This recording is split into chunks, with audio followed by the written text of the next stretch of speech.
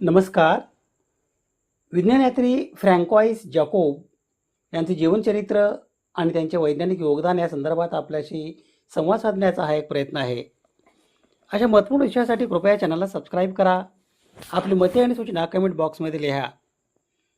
विज्ञानयात्री फ्रँकॉईस Jacob हे France देशाचे जीवशास्त्रज्ञ आणि सन 1965 सालच्या शरीरक्रियाशास्त्र, औषधशास्त्र, वैद्यकशास्त्र शाखेच्या नोबेल पुरस्काराचे मानकरी. जॅक लुसियन मोनॉड आणि आंद्रे मिशेल लॉफ यांच्यासोबत फ्रँकॉईस जॅकोब यांनी विविध पेशीनिर्मित जैव उत्प्रेरक एन्झाईम यांच्या संहतेचे नियंत्रण लॅक ऑपेरॉन सह जनुकांच्या नियमनाद्वारे प्रतिलेखन ट्रान्स्क्रिप्शन मार्फत होते यासंबंधी संशोधन कार्य केले. या संशोधन कार्यासाठी Jacques Lucien Monod, André Michel Lwoff यांच्यासोबत फ्रँकॉईस जॅकोब यांना सन 1965 सालचा शरीरक्रियाशास्त्र, औषधशास्त्र, वैद्यकशास्त्र शाखेचा नोबेल पुरस्कार देऊन गौरवण्यात आले.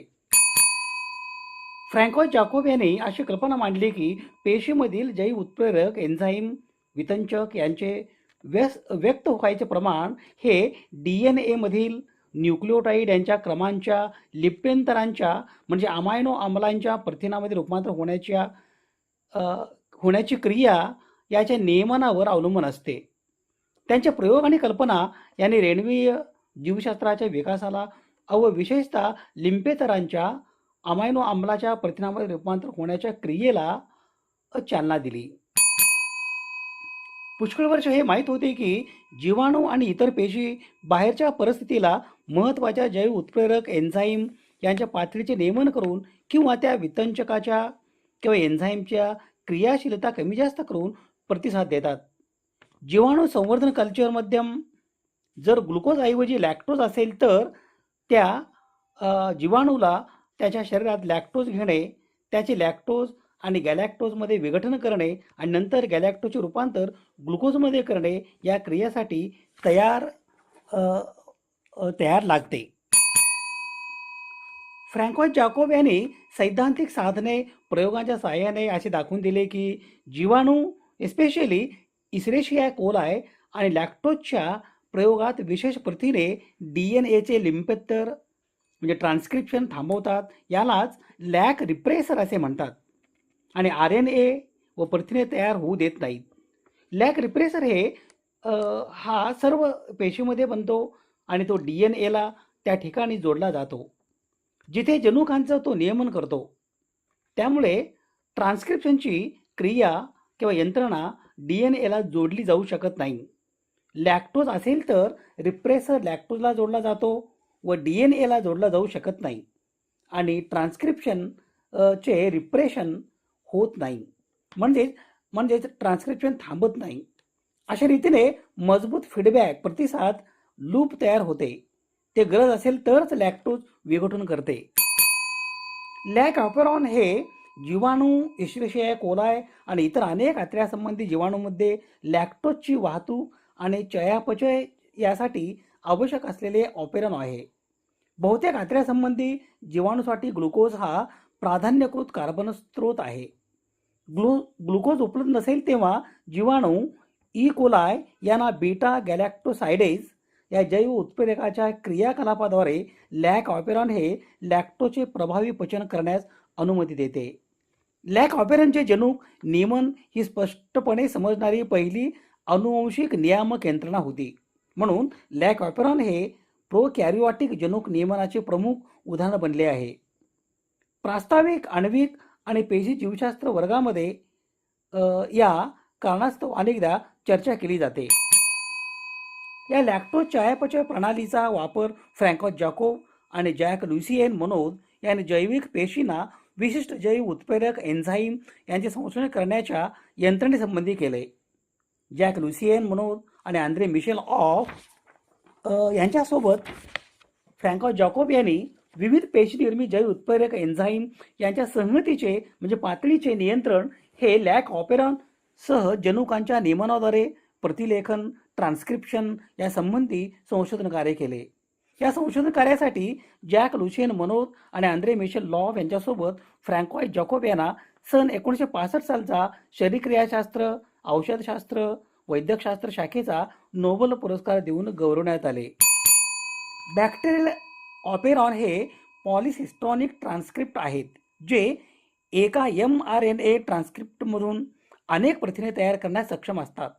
जेव्हा बॅक्टेरियमसाठी साखरेचा स्रोत लॅक्टोजची आवश्यकता असते, तेव्हा लॅक ऑपेरॉनची 3 जनुक म्हणजे genes lac Z, lac Y, lac A व्यक्त केली जाऊ शकतात आणि त्यांच्या नंतरच्या प्रथिने अनुवादित केल्या जाऊ शकतात. लॅक झेडचे जनुक उत्पादन बीटा गॅलॅक्टोसाइडेज आहे, जे लॅक्टोज एक डायसॅकराइडचे रूपांतर म्हणजे क्लीव ग्लुकोज आणि गॅलॅक्टोज यामध्ये करते. लॅक वायचे जनुक उत्पादन बीटा गॅलॅक्टोसाइड परमिएज. या बीटा गॅलॅक्टोसाइड परमिएज कार्य म्हणजे पेशीच्या प्रद्रव्य पटल प्लाझ्मा मेम्ब्रेन यामध्ये विसर्जित एम्बेडेड होणे आणि लॅक्टोजचे परिवहन ट्रान्सपोर्ट सुलभ आणि सक्षम करणे. लॅक एचे जनुक उत्पादन संदर्भात सांगायचे झाले तर बीटा गॅलॅक्टोसाइडेज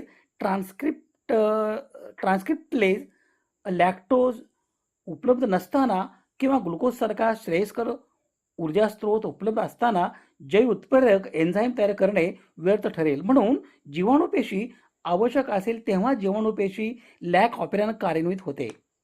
लॅक्टोजच्या अनुपस्थित DNA अवलंबित RNA पॉलिमरेज अवरोधित होते आणि लॅक 1 द्वारे एन्कोड केलेला लॅक रिप्रेसर लॅक ऑपेरॉनद्वारे एन्कोड केलेल्या एन्झाईम्स आणि ट्रान्सपोर्ट प्रोटीन याचे उत्पादन थांबवतो.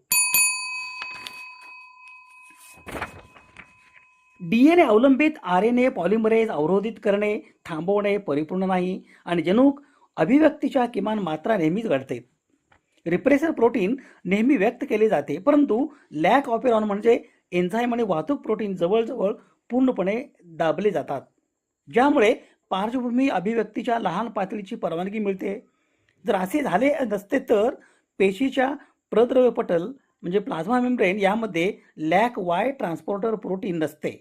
परिणामी लॅक ऑपेरॉन लॅक्टोजची उपस्थिती शोधण्यात सक्षम होणार नाही. जेव्हा लॅक्टोज उपलब्ध असते परंतु ग्लुकोज नसते, तेव्हा काही लॅक्टोज लॅक वाय द्वारे एन्कोड केलेले पूर्व अस्तित्वात असलेले ट्रान्सपोर्ट प्रोटीन वापरून पेशीमध्ये प्रवेश करतात. हे लॅक्टोज नंतर रिप्रेसरसह एकत्र होते आणि ते निष्क्रिय करते, त्यामुळे लॅक ऑपेरॉन व्यक्त होऊ देते. नंतर अधिक बीटा गॅलॅक्टोसाइड परमिएजचे संश्लेषण केले जाते, ज्यामुळे आणखी दुग्ध शर्करा म्हणजे लॅक्टोज प्रवेश होतो आणि लॅक्टोज लॅक झेड आणि लॅक ए यांच्याद्वारे एन्कोड केलेले एन्झाईम ते पचवू शकतात. तथापि ग्लुकोजच्या उपस्थितीत लॅक्टोजच्या उपस्थितीकडे दुर्लक्ष करून लॅक ऑपेरॉन दाबले जाईल. याचे कारण असे की एन्झाईमच्या उत्पादनासाठी आवश्यक असलेले कॅटाबोलाइट ॲक्टिव्हेटर प्रोटीन CAP निष्क्रिय राहते आणि लॅक्टोजचे पेशीमध्ये वाहतूक रोखण्यासाठी लॅक्टोज परमिएज बंद करते. या दुहेरी नियंत्रण यंत्रणेमुळे ग्लुकोज आणि लॅक्टोजचा अनुक्रमिक वापर 2 वेगवेगळ्या वाढीच्या टप्प्यामध्ये होतो, ज्याला डायऑक्सी असे म्हणतात. फ्रँकोइस जॅकोब यांचा जन्म दिनांक 17 जून 1929 रोजी फ्रान्स देशातील नॅन्सी या शहरात झाला. तेथील लायसी कॅर्नॉट या शाळेत त्यांचे शालेय शिक्षण पूर्ण झाले. युनिव्हर्सिटी ऑफ पॅरिस येथे त्यांचे पदवी शिक्षण, पदव्युत्तर शिक्षण आणि संशोधन शिक्षण म्हणजे PhD सन 1947 मध्ये त्यांचे वैद्यकीय पदवी शिक्षण पूर्ण झाले. जर्मनीच्या फ्रान्सच्या ताबा दरम्यान आणि त्यांच्या आईच्या मृत्यूनंतर फ्रँकोइस जॅकोबने युद्धाच्या प्रयत्नात सामील होण्यासाठी ग्रेट ब्रिटनला फ्रान्स सोडले. जॅकोब यांनी वैद्यकीय शिक्षणाचे फक्त दुसरे वर्ष पूर्ण केले होते. सन 1940 मध्ये फ्रेंच दुसरा आर्म्ड डिव्हिजनच्या वैद्यकीय कंपनीत रुजू झाले. सन 1944 मध्ये जर्मन हवाई हल्ल्यात तो जखमी झाला आणि दिनांक 1 ऑगस्ट 1944 रोजी आता मुक्त झालेल्या पॅरिसमध्ये परतला.